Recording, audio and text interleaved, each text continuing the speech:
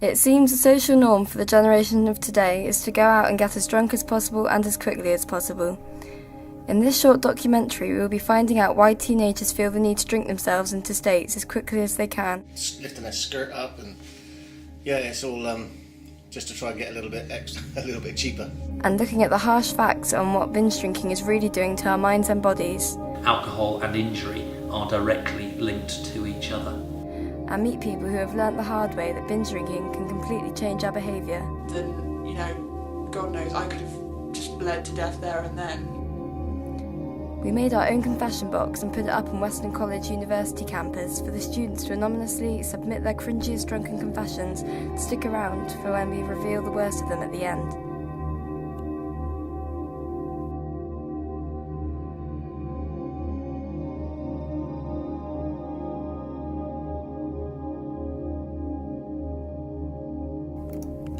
We asked the students around Western College for their most shocking drunken stories, and here's what we got back.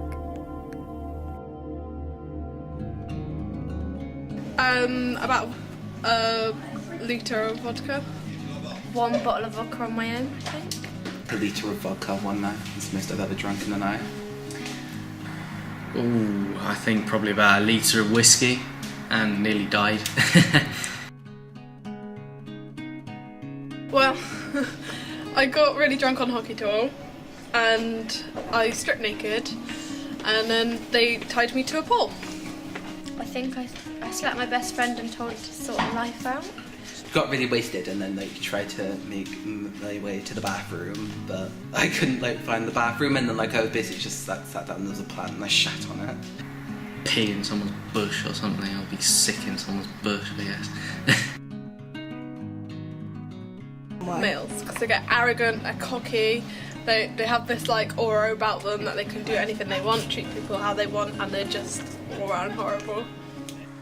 I'd say girls, because they take it a step too far. They have way too much and they end up flopping all over the place. Probably females, because they get really cry. They wear heels when they go out and then they start falling over the place because they can't walk in them when they're sober. And then they get drunk and it's just as horrific, sort yourself out. After hearing all this from the students, we decided it was time we paid a visit to Hospital Emergency Department consultant Dr. Andrew Newton at Western General Hospital for some professional information on what they are really doing to their bodies. Welcome to the emergency department here at Western General Hospital. My name is Andrew Newton. I'm a consultant in emergency medicine. I've been a member of staff here at Western General Hospital for jolly nearly 20 years now. And prior to that, I was a general practitioner in the community. Okay, well, if we look at binge drinking, it obviously has short-term effects on the mind in terms of the way that you behave whilst under the influence of alcohol. And in terms of young people, that's often one of the most distressing and significant problems that we see. When people are under the influence of alcohol, having been binge drinking, it often completely alters the way that they interact with their friends, with their peers, those that they're out enjoying the evening with, and they start doing ridiculous things, and it's very easy for people to take offence and get quite upset by what's happened. Then if they get brought into the emergency department, we have to involve their parents, and often seeing their child behaving in a very uncharacteristic way is difficult for the parents, and then ultimately often quite embarrassing for the young person themselves once they sober up and realise how out of order or out of their normal behaviour pattern they've been. If one takes excessive alcohol, in the short term it can put one at risk of injury, which is one of the major problems that we see. People do unexpected and uncharacteristic things under the influence of alcohol, so you'll get people walking down the middle of the road trying to follow the white line because they think it's amusing whilst they're under the influence of alcohol, and clearly if you do that and a car comes along, then you could end up as a road traffic accident victim very, very easily. We actually see about 30% of the injuries that we deal with in the emergency department as being directly attributable to the effects of alcohol. So alcohol and injury are directly linked to each other. If we talk about actual admissions, so going on to a ward to spend a protracted period of time in hospital, the numbers are actually really quite small. But actually, if you look at the number of attendances in the emergency department with a short-term stay in hospital, a few hours or so, then the numbers are much, much higher. It's quite difficult to give an absolute number because it varies week on week, season by season. So the pre-Christmas period is always a busy one for alcohol-related presentations, as are the periods around the end of examinations and often the beginning of school and university terms as well. On average, I would say that we get somewhere between 30 and 40 presentations each week directly related to the acute effects of drinking alcohol. Of course, the most catastrophic and the most actually significant are those cases where loss of life has actually happened, and I've certainly been involved in looking after young people that have lost their lives as a result of binge drinking, usually as a result of having done something irrational whilst under the influence of alcohol. So trying to walk down the middle of a country road at night whilst under the influence of alcohol clearly puts one in a very vulnerable position, and I've looked after people that have lost their lives as a result of doing that sort of thing. Also people jumping off the harbour wall in Weston and getting quite significant injuries as a result of the height of the fall down onto the beach, or trying to do other ridiculous things whilst under the influence of alcohol. For example, I saw one young person who thought that it would be quite a smart move to try and swim out to Steepholme from the beach in Weston-super-Mare whilst under the influence of alcohol. Fortunately didn't lose his life as a result of what he tried to do, but was incredibly cold, hypothermic, when he was brought in by the Coast Guard, having been rescued from the middle of Western Bay. So preventing binge drinking, as I've already said, it's not a new phenomenon, and I don't think that it's ever going to go away. I think increasing people's awareness of the problems that are associated with it is an important step. Increasing people's awareness of how vulnerable you are to getting physical injury whilst under the influence of alcohol.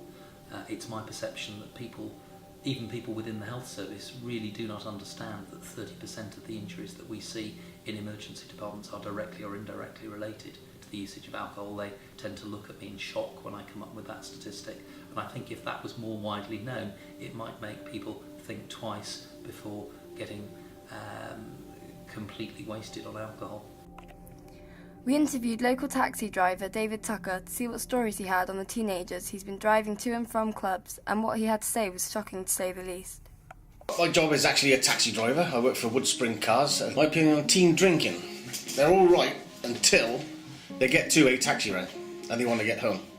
Once they start queuing up, tempers flare, that's my taxi. No, it's not, it's a taxi. Then it escalates into full-blown fights, and we have to obviously take them home. It's more of a highlighted problem. They still drunk a lot when I was a teenager, and there was still a lot back then and now, but it's highlighted a lot more because of the binging. There are shocking getting drunk, giving it one of these with the breasts out, lifting their skirt up, and yeah, it's all just to try and get a little bit cheaper, and it don't happen, I can assure you. It could be anybody. It could be women, it could be men, but mostly it's the guys that are 2, 3 o'clock in the morning, spent all the money on booze, get in a car, say they're gonna pay when they get to the other end, and you don't see them again. But it's very, very rare, because when they ring the taxi rank, the computer holds their number. So if that person doesn't pay, we always get the money back anyway, because it's the number's kept on a computer, and then we give that number to the police, and then the police pursue the money. You just put them in the back of the car. Just put them in the back of the car. And sometimes they're leery, they're loud, they're cussing, they're swearing, they're arguing with their missus, why are you so drunk and all this lot. You just drive. That's all you do. Get them from place A to place B as quick as you possibly can when they're in that state, obviously. Oh, they work Monday to Friday, don't they?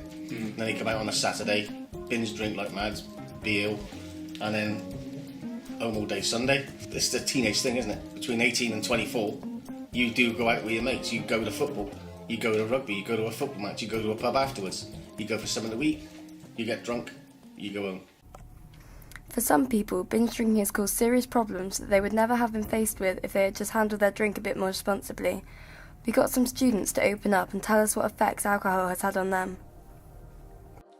The first party I ever went to, I was drinking, I was just drinking my drinks fast because I was drinking stuff that tasted nice, and no one really ever tells you how fast it affects you, so I was just having all these drinks and I was like, I'm not drunk at all. And then, it all sort of hits you at once, and I just remember I stood up to go to the toilet and I tripped, because I thought I just stood up, but I'd obviously stood up with so much momentum that I just fell onto the corner of this coffee table, and I cracked all my head, and it split and it was all bleeding, and I had to go to the hospital and I could not feel a thing, and it's scary because there's something that could potentially have done me a lot of damage, and if I hadn't been around anyone that had cared, then God knows I could have just bled to death there and then. It's lucky I was around people that got me to hospital, because anything could have happened.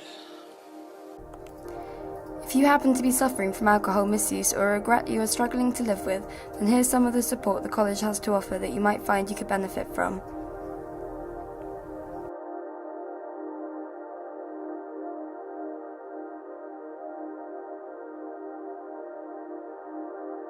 So after everything we have looked at, we decided we wanted to do our bit to raise awareness to the students, and we decided to get some of them involved in a photo shoot to make our very own anti-binge drinking posters.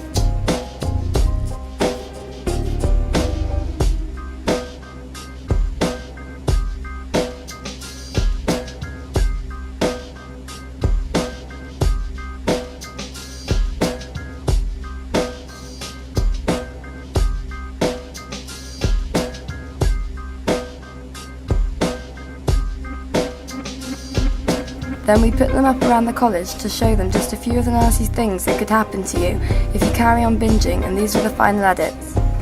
We took the confession shown on the posters straight from our very own confession box here at the college. We're not saying don't drink, but do it responsibly so you don't wake up in the morning with your own confession worthy of an awareness poster.